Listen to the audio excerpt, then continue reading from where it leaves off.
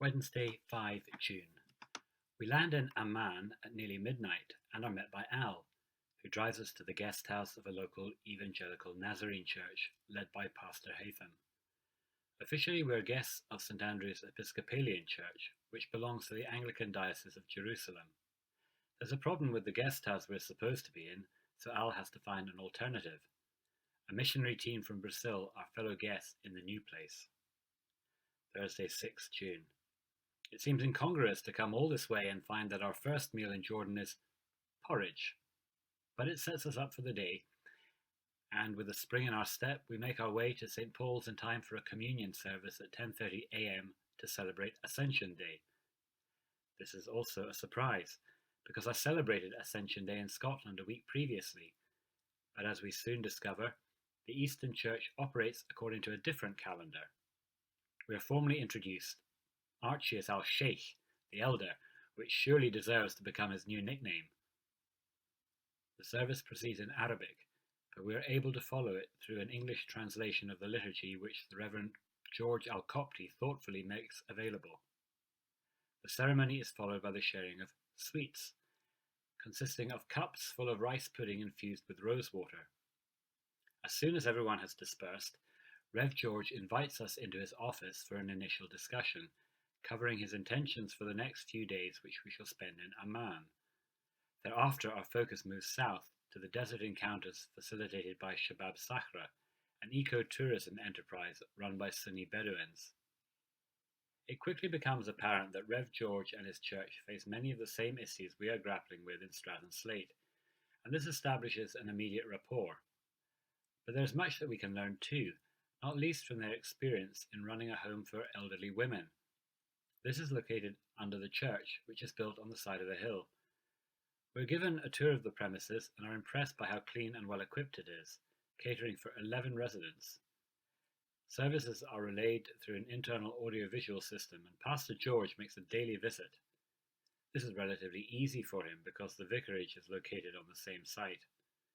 Built on 3 floors, Rev George describes his plans for a lay learning centre resourced by his own extensive library and that of his wife Mary, a teacher who is also trained in theology. As we wander, Rev George explains the origins of St. Paul's. Its roots lie in a house church hosted by 2 families. When the house church outgrew their living rooms, a building was erected on the present site in the district of Ashrafia. Further growth attracted a full-time vicar and an enlarged building, built above the original sanctuary, which is now a hall.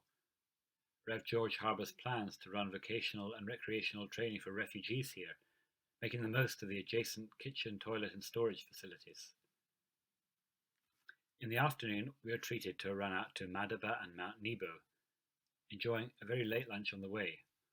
Considering this is where God tantalized Moses with a glimpse of the promised land, the view is disappointingly hazy, yet the place itself is impressive, dominated by the Church of St. Moses, whose Franciscan adherents are also custodians of the site.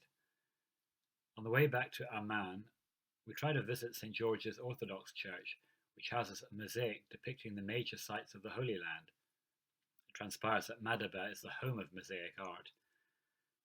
Too late to get in, we move on to the Roman Catholic Church of the Beheading of John the Baptist, whose custodian is eager to show us around. And there's plenty to see, particularly underground, where we view a Moabite well and Ruth's tent, a reconstructed nomadic dwelling. It is after dark by the time we reach home, and we all sleep soundly. Friday, 7 June. An earlier start today in order to catch the arrival of over 100 eager Iraqi refugee children to the Sunday school run by Abuna Zaid in the Silesian nunnery. Zaid is a priest of the Chaldean or Iraqi Catholic Church. The Chaldeans do not possess premises in Amman, but Abuna Zaid provides weekly mass in 4 separate locations around the city, a succor to the exiled population of Chaldean Christians, which constitute his parish. In his benevolence and energy, this slight and unassuming priest welcomes all Christian Iraqi children for catechism, games and refreshments. As we tour the various classes, it becomes apparent how significant this ministry is. Ages range from 5 to 18 at a guess, yet the young people are uniformly well behaved, unlike their Jordanian contemporaries we gather. It is humbling to hear that they are here because their families had to choose between converting to Islam in order to retain their property or lose everything and take their chance as exiles. And they chose the latter, to follow Jesus despite the cost. Here in Jordan, they are not permitted to work, nor are they registered as seeking asylum, and so they receive no support. They cannot return home, there is no future for them in Jordan, and so all their hope is pinned on repatriation to a third country. In this, many of them are fortunate in having relatives who are already there and willing to sponsor them. And this hints at another striking impression, namely the extraordinary loyalty to kin and community of Iraqi Christians. We feel helpless to respond other than pray that they will retain those qualities, which will surely make them a blessing wherever they go. Our itinerary beckons, but we cannot leave without relaxing a while in the company of the nuns who make available their premises to Abuna Sa'id and his young hordes. So we sip juice and eat chocolates, bathing in the serene hospitality of Silesian sisters Melania and Lurice. Then it is time to make our rendezvous with Rev George's pastoral team. Gracious the welcome and elegant the home that greet us. Our hosts are Fleur and Frey, and they are already surrounded by several generations of the pastoral team members, of which there are 4, Fleur, Basima, Firaz, and the youngest, Dima. After a sumptuous breakfast of Middle Eastern staples like hummus and falafel and mint tea and much more, Rev George calls us to order and focuses the discussion on our church twinning. Ideas tumble forth like a river in spate. It soon emerges that our relationship is about more than the desert camps which brought us together. But these are important too, and so there is intense discussion about how they will work and how the refugee situation is a crisis which needs to be risen to, but is also a season which will pass. And so we need to be planning more broadly. The prospect of exchanges with Solmor Osteg are raised, as are English language camps for younger students. Warming to the chemistry between us, I wonder aloud whether we should be planning for a return visit, which includes the whole pastoral team. Warm handshakes and profuse expressions of mutual appreciation mark our parting. Now it is time for more sightseeing as Rev George shows us around the citadel of Amman, formerly called Philadelphia. It occupies a strategic location overlooking the city which sprawls around the surrounding hills.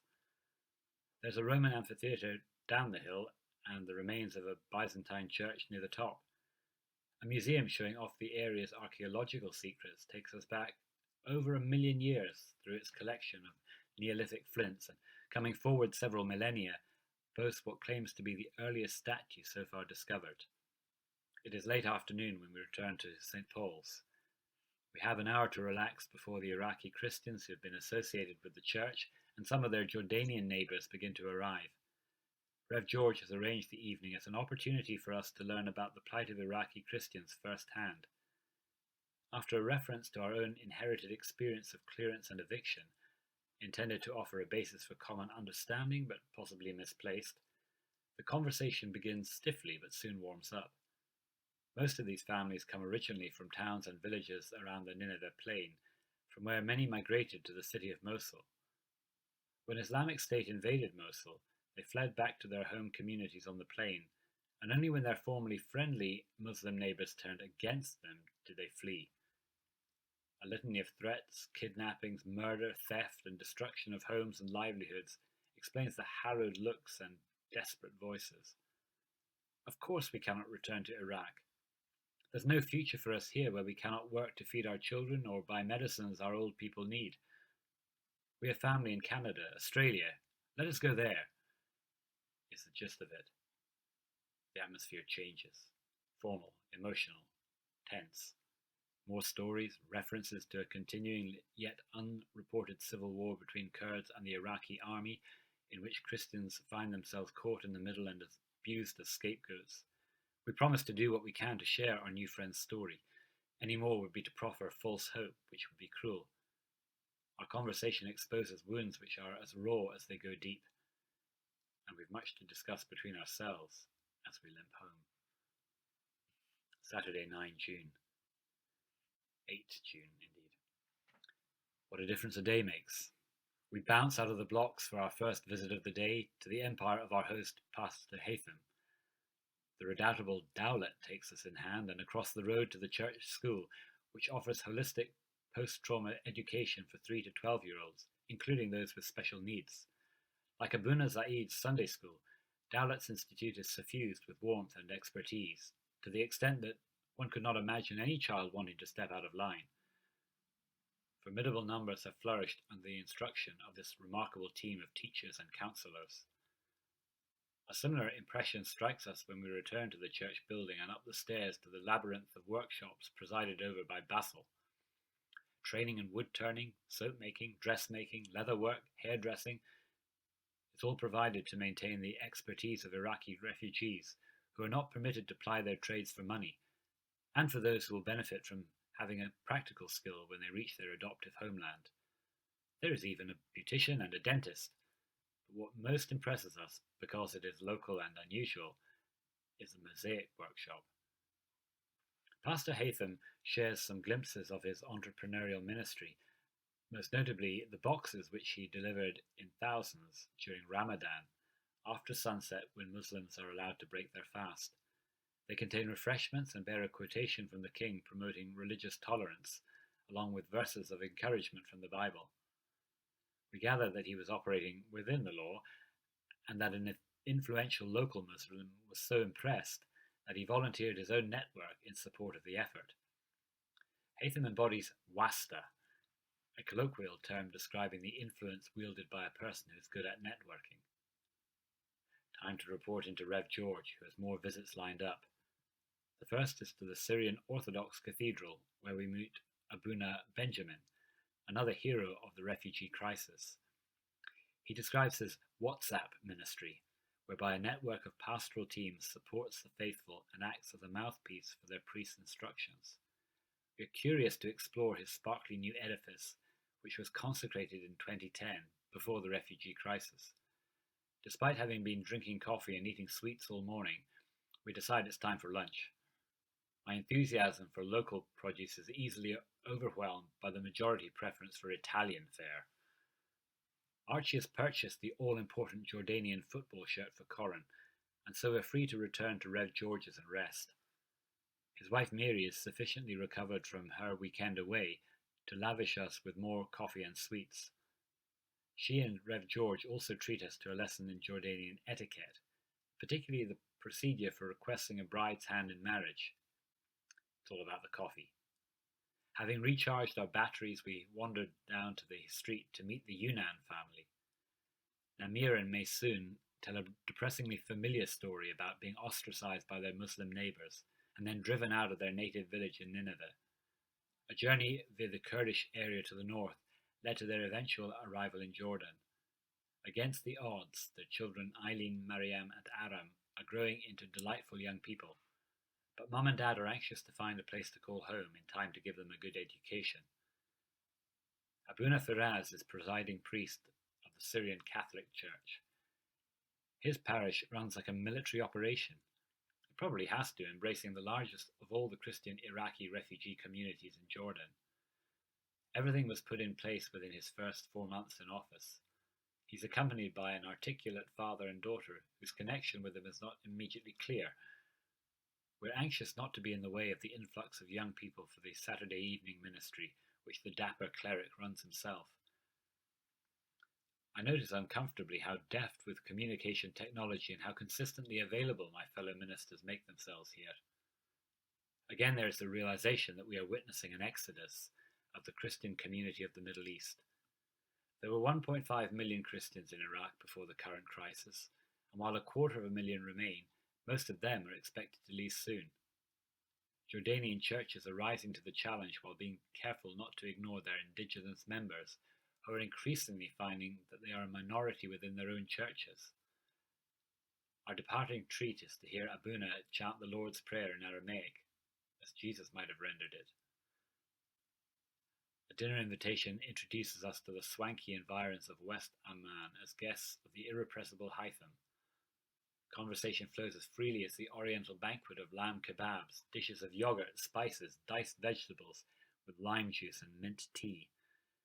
Haytham confesses that his seemingly comprehensive approach to mission still falls short of an effective bridge into youth culture. As he appears to have all the other bases covered, maybe this is one area we can help each other with. Sunday, 9 June. An early rise permits an hour of preparation before preaching at Rev George's 9:30 a.m. communion. This is the Sunday between Ascension and Pentecost in Jordan, so I take waiting faithfully as my theme. Did I preach too long? Was I too deep? Did the message resonate? These questions are becoming a familiar dilemma when I preach in other churches, which goes to show the importance of the pastoral bond and the risk associated with presuming to connect with people one does not already know. But I did offer our new twin a blast of Gaelic praise, the opening verses of Psalm 23, and for the second time ever I wore a stole and alb. The after-church fellowship is long yet engaging. It is nice getting to know Kimberly, an American volunteer who attends St. Paul's and assists Mary with Sunday school, and her friend Christina. Eventually George returns from taking communion to the old ladies downstairs and sorting out the closed-circuit TV system. Gladly we follow him into the vicarage, where Mary is producing a delicious lunch of maclube followed by kenafe. The conversation ranges freely over a range of topics, and full marks go to Archie for remembering that 15 minutes after the coffee is served, Jordanian etiquette demands that we make our excuses and leave. There's nothing on the agenda for the rest of the afternoon and evening, so I seize the chance of a wander around the local area. For 2 hours I indulge in mobile people watching.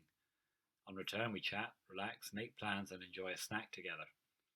Topping up our water supplies, I achieve first name status with Yazid, the lad who serves in the nearby shop. Unfortunately he does not sell bread, but that is all the excuse I need to return to the bakery I passed earlier, get acquainted with the queuing system. Wait in line for bread, move to another line for one's preferred size, join a third line in order to pay. My purchase is worth the wait. 10 freshly baked tortillas for the equivalent of 50p. Monday, 10 June. Time to move. Unfortunately, my bowels get there first.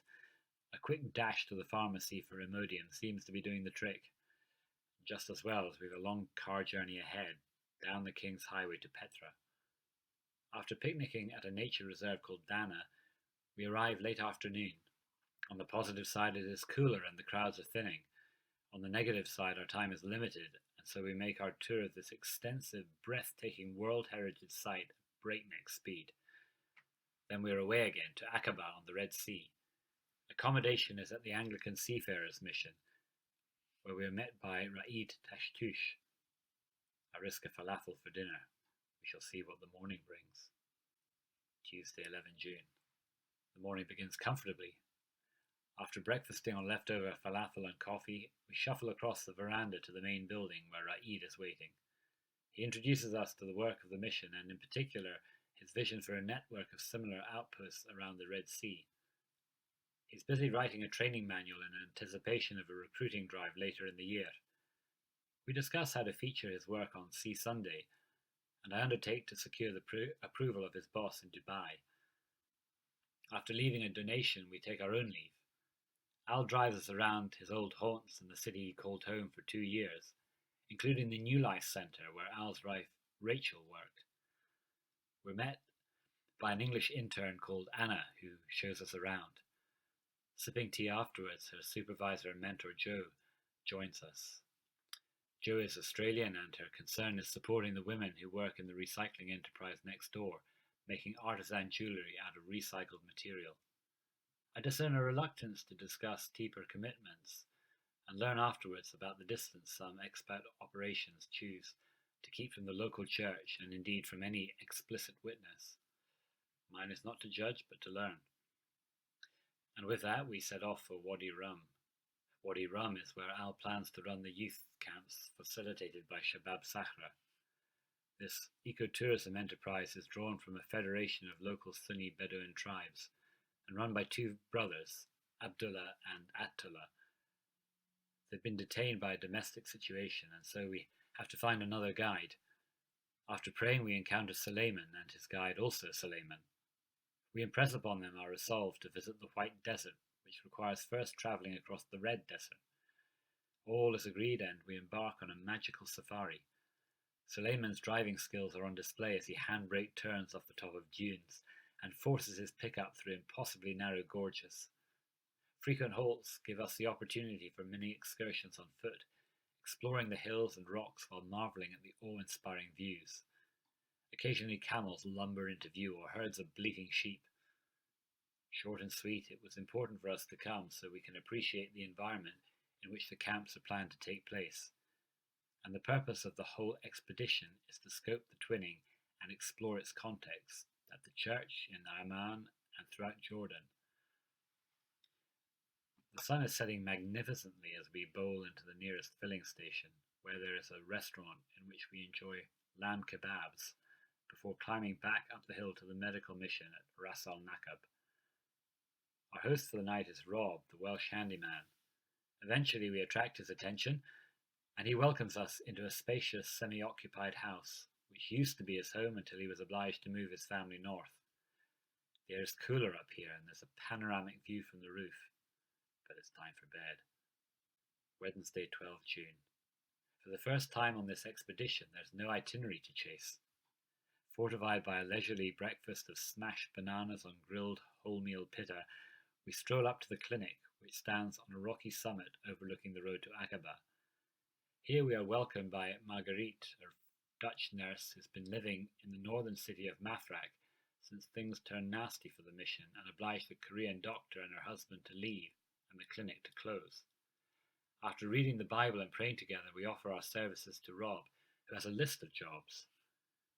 On this occasion, my build proves an asset, as Bob declares that the painting clothes will only fit me, so I while away a happy hour giving the security door an undercoat, while my thicker set companions are set to work deep cleaning the security guard's kitchen, a task of Herculean proportions akin to mucking out the Aegean stables. I inspect progress while waiting for my paint to dry, at which point our taskmaster Rob reappears at the wheel of a Land Cruiser with passengers he has gathered for a special meeting of kingdom-building implications. For lunch, Marguerite has boiled up a stew of lamb and lentils, mopped up by flatbread and washed down by cinnamon tea. The ensuing calm is broken by the force of nature that is Salem, a 6-year-old Bedouin girl who has been adopted by Marguerite. Having enjoyed nursery school all morning, she is now in the mood for play. Salem is vivacious and she is deeply loved. She needs to be both because she's also struggling with ADHD, partial sightedness, facial disfigurement, and a rare condition preventing her from feeling pain. Marguerite's compassion is nothing short of grace in action and is a compelling witness because the little girl she loves is considered worthless among her own people. Marguerite knows of at least 4 other children in similar circumstances to whom she can offer support and inspiration. We decide to give everyone a break and disappear, on the pretext of shopping for travelling essentials. Our plans are delayed by a church drama UK side causing me to don my Presbytery clerk's hat for half an hour of frantic phone calling. After a valedictory stroupak at the mission, we retreat to our accommodation. Enough of the day remains to follow road, track and path up to the mast which dominates the skyline a couple of kilometres beyond our village.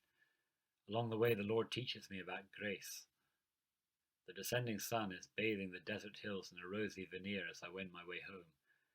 I finish by taking my coffee onto the flat roof and watch the sunset at exactly 7:30 p.m. Gorgeous end to a special day. Thursday, 13 June. Inspired by the night before, I rise to greet the dawn at 5:55 a.m. There's a chilly breeze, but not enough to chase me down from my observation point, from where I can see for miles, over an array of exotically shaped desert hills. A long drive beckons, and so we clear up and roll out. The road takes us north through Ma'an, which is bandit country, before swinging west and descending into the Dead Sea Valley, the lowest place on earth. We pass the salt pans, and then we are in the tourist zone. We know this because none of the beach resorts will let us near the sea for less than $20 Jordanian, which is roughly £25. Banishing thoughts of bobbing medicinally in the Dead Sea, we continue our journey north, hugging the east bank of the Jordan River. Soon the countryside begins to change, becoming more fertile. Then we're climbing again, this time not through sandy gorges, but between woods and farms. Eventually we reach Adjlun, where we're staying overnight in an eco camp lodge. Pastor Hatham has arranged everything, and he joins us with his wife Maha, their dog Bella, and children Jonathan, Christina, and Maran. Al, Archie, and I step out on a pre-dinner stroll. We happen upon the Jordan Trail, which leads us into an intriguing set of ancient ruins and down into an enchanting wood. Once back at the camp lodge, it is not long before we're feeling the effect of the evening breeze and the absence of sunshine.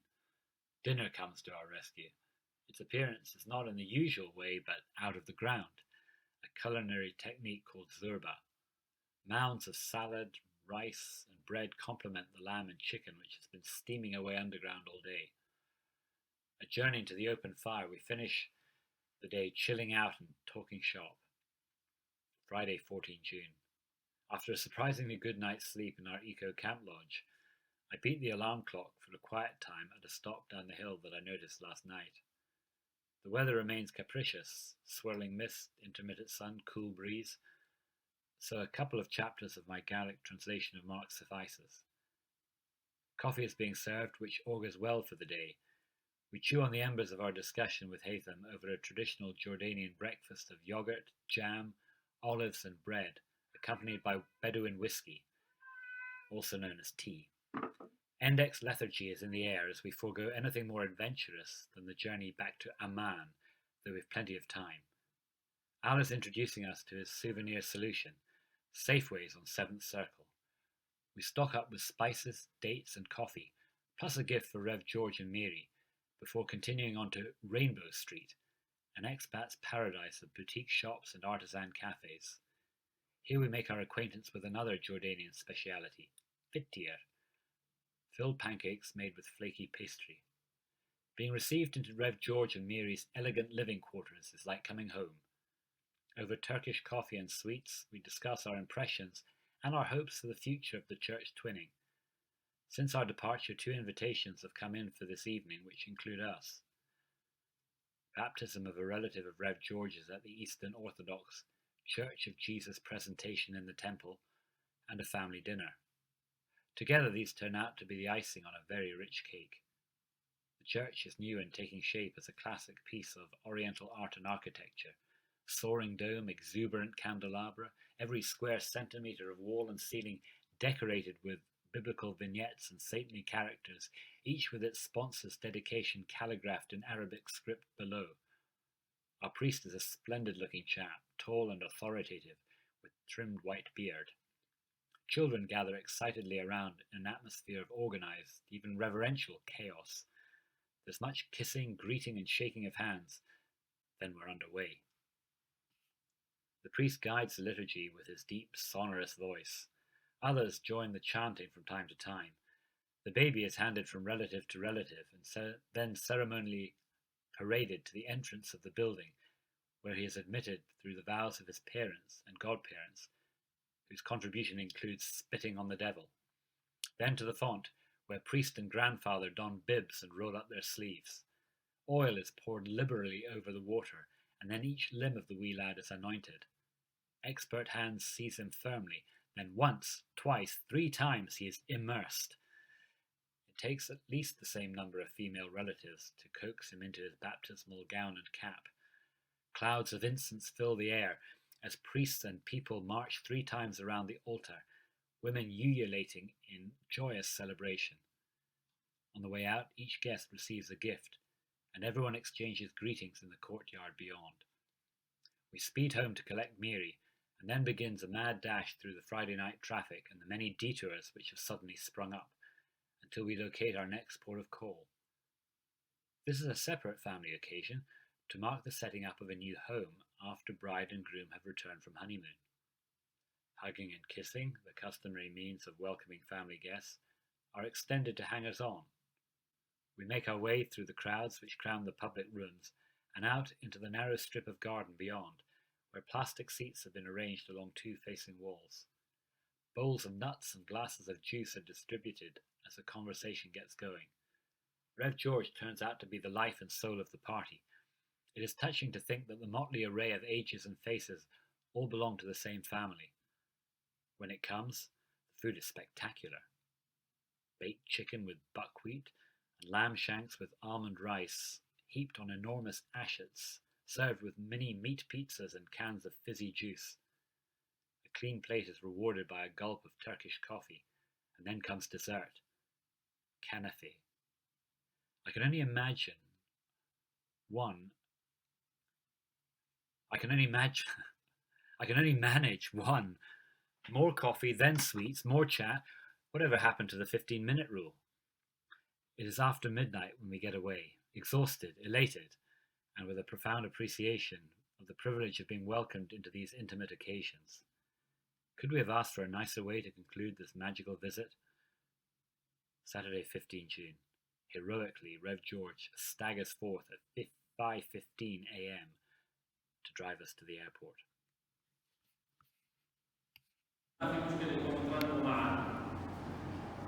Giant psalm singing goes back a long time to the era before ordinary people knew how to read and write. إنه الواحد يرتب المزامير كان هي عادة في منطقتنا قبل ما الناس تبلش تقرأ وتعرف الكتاب.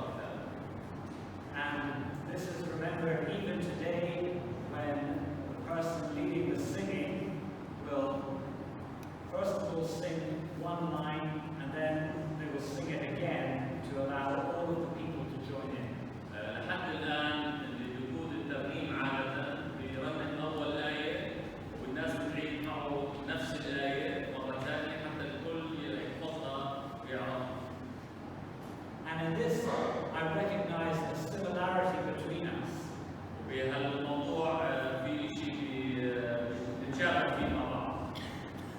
In that we rely on our ministers not for the quality of their singing necessarily, but that they have a strong voice. وبهالموضوع عم نعتمد احنا على قوة صوت الراعي تبعنا أو الأسيس تبعنا مش بالضرورة يكون الصوت متميز يعني. عم بعلق عليه.